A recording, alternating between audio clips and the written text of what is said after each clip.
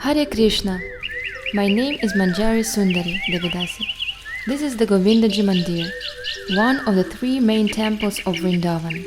The deity of Govindaji was worshipped by Srila Rupa Goswami. Before this temple was 7-tiered, but after the attack of Muslim fanatics, it was partially destroyed and now there are only 4 tiers. However, even in this form, this temple impresses with its grandeur as well as beauty and filigree. Rupa Goswami led an ascetic life, but for the sake of Krishna, he performed his service in the best possible way, and this temple is a prime example. We should also try to offer all the best to Krishna. And today, I will show you how to cook the famous Indian dish, Paneer Tikka Masala. This is a truly royal dish, but it's not that difficult to cook.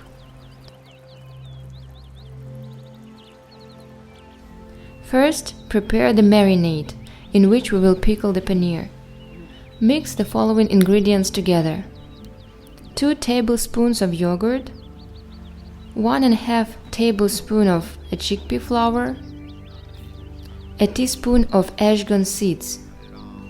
This spice is rarely used, but it gives a very bright taste to the dish. This spice is also called azhgon. Next, we add ½ teaspoon of Kashmiri red chili, ½ teaspoon of turmeric, 1 teaspoon of ground coriander, ½ teaspoon of Garam Masala, a tablespoon of lemon juice, and a tablespoon of mustard oil, and also 1 teaspoon of salt. Now mix it all. Add the paneer and green bell pepper. Mix, cover and leave to marinate for 30 minutes. In the meantime, make the sauce. Grind cashews and chopped tomatoes with a blender until it gets smooth. When marinade is ready, we pour the vegetable oil into the pan and fry the paneer and bell pepper until we get a golden crust. This may seem like a complicated recipe, but in fact, it's not that difficult. It's a matter of practice. As a result, we will get a very tasty dish.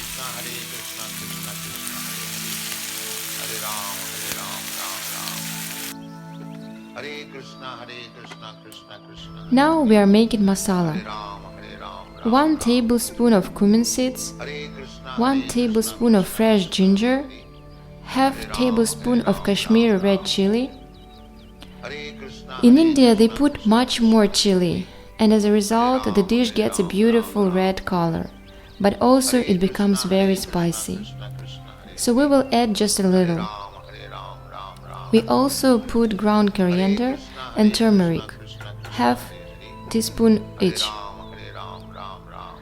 Now pour the tomatoes with cashew. Fry the tomatoes until the oil starts to separate and it looks like a paste. Be sure to stir it from time to time so it didn't burn. When the tomatoes are fried, you need to add hot water, and this step seems illogical. Why do we have to evaporate liquid and then dilute? Isn't it easier to leave the tomato sauce in its original liquid state? The fact is that tomatoes need to be cooked, not just heated.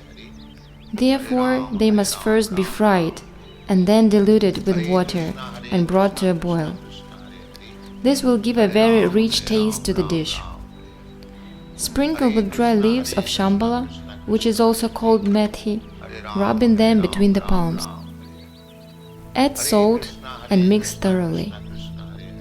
Now add the fried paneer and bell pepper.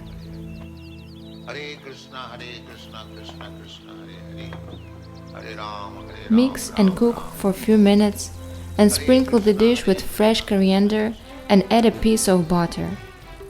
We decorate our Paneer Tikka Masala with fresh cream, and now we can offer it to Krishna.